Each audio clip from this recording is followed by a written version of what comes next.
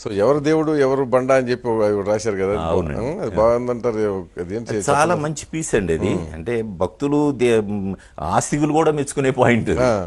నాస్తికత్వంతో రాసింది కాదు, ప్రక్షాళన చేయడం అన్నదే దేవుడి లక్షణం అన్న దాని మీద. అంటే ప్రతిదానికి ఒక హేతు పద్ధతి ఉండాలన్న దానికి అదేదో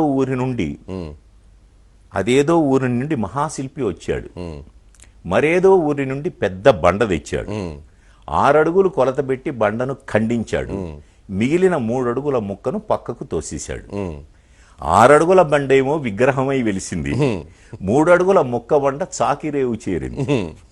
కంపు కంపు మనసులన్నీ దేవుని ఎదుట నిలిచాయి, కంపు కొట్టే బట్టలన్నీ బండ చుట్టూ పేరాయి.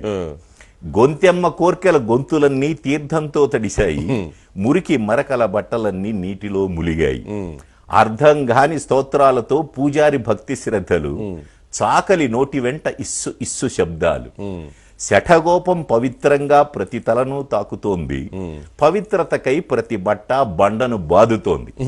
కడకు గుడి నుండి మనసులన్నీ కంపుతోనే వెళ్ళాయి, రేవు నుండి బట్టలన్నీ ఇంపుగా వెళ్ళాయి. గుడిలోని దేవుడా రేవులోని బండ, ఎవరు దేవుడు ఎవరు బండ? బాగుంది. అది ఎవ్రీబడి అప్రిషియేట్స్ ఇట్.